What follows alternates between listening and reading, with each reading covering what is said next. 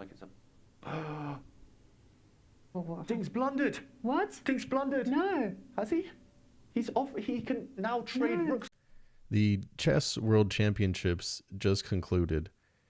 And even if you're not interested in chess, I have an analogy here. I'm going to tie this back into trading in a moment. So what just happened is the person you see there, Gukesh, he has just won the chess world championship. Now, up until this point, they played 13 matches. This is the 14th one. It looked like this was going to be a draw leading up to this. And then you see Ding Liren there. He was the prior world champion. It looked like this match was going to be a draw. However, Ding made a blunder, and he made a clear mistake.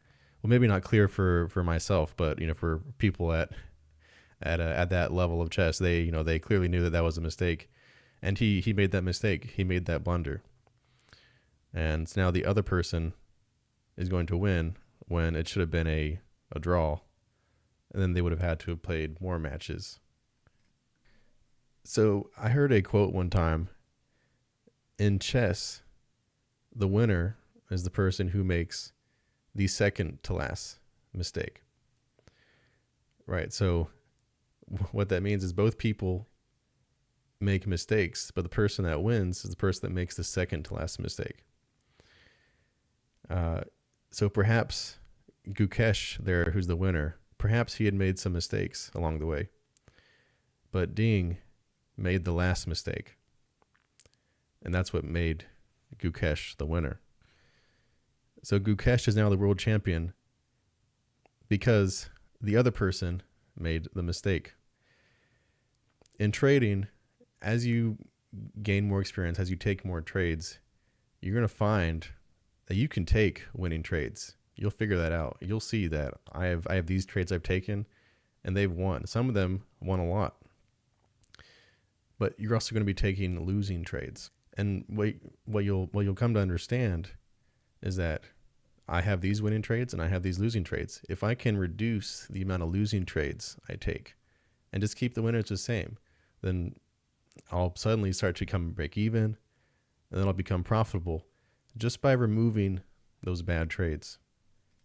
The experience I went through was similar to that, where I did have these winning trades and I have these losing trades. After you have that for months and years, you finally just say, gosh, I got to just stop taking these bad trades. I mean, I can look at the chart and I can see what works.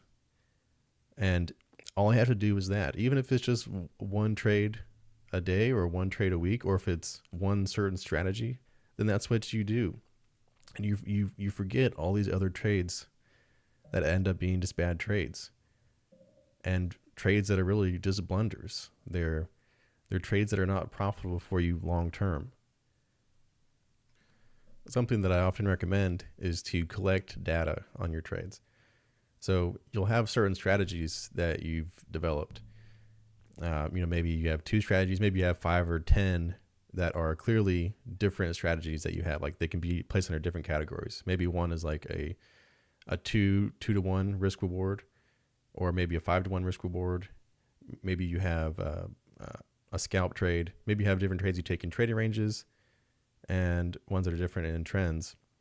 So those are all different categories of trades. So for each category you have, collect the data on that. So like I pull up my Excel, and I'll have put how far my risk was and how far my profit was. I also put if I didn't touch the trade at all, what happened? Did it hit the stop first, or did it hit the profit? Then I have another column where I put the actual, so what actually happened. Because oftentimes I do manage my trade early. And so I'll put actually it made half a point, or actually it lost 2 points. And I have those 4 columns, and I collect all the data on all the trades. And then right after 20, 50, 100 trades in each category, you really start to develop a picture of what's working for you, and what kind of trades you can eliminate. And in fact, think about it. If a trade is actually bad, if it's so bad, if it's so negative for you, consider doing the opposite. So by taking this approach where you're really trying to identify the winners quantitatively, you know, collecting your data takes a step further from just your feeling. If you've done it long enough, you will get that feeling of what's working and what's not. But the biggest step for me was collecting that data. And quantitatively, I can look at it and I can say, yes, this is working. Sometimes I'll lose, but on average, I can expect to win. And on average, this is what I should be winning. You know, the expected profitability. For some people, by making that adjustment, they actually would immediately become profitable if they already have a sense of what their winning trades are and their losing trades are. And then just by that mindset change, they say, today I'm going to come in and I'm just going to take the trades that I know that work. I'm not going to take the trades that make me, feel happy and get excited. I'm going to take the trades that if I feel bored, then I'm going to feel bored, and I'm going to take the trades that are good for profitability, because that's what you have to be there for. Maybe for someone that's still developing their set of trades and still figuring it out, then they really need to focus on collecting that data, and that's going to give them the right direction on where to go. How did they get this angle? Look at that. Look how he's looking between the pieces. How did they get a camera between the pieces like that?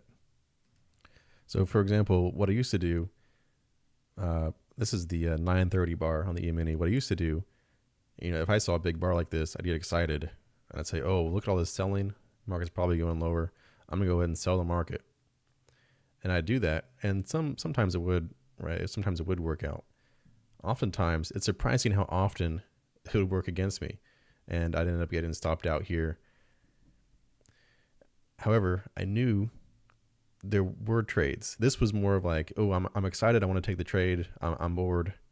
If I take this, there's a chance it could really work out. That's different from taking a trade like I have marked over here. It's a short below the moving average after a possible double top.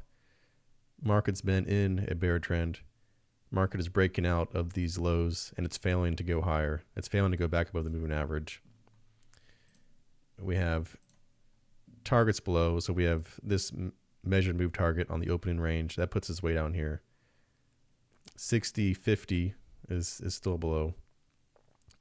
So this is right. I mean, this is where I'm making my money. It's shorting here.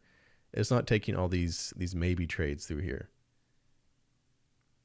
So when you're trading, don't make blunders, right?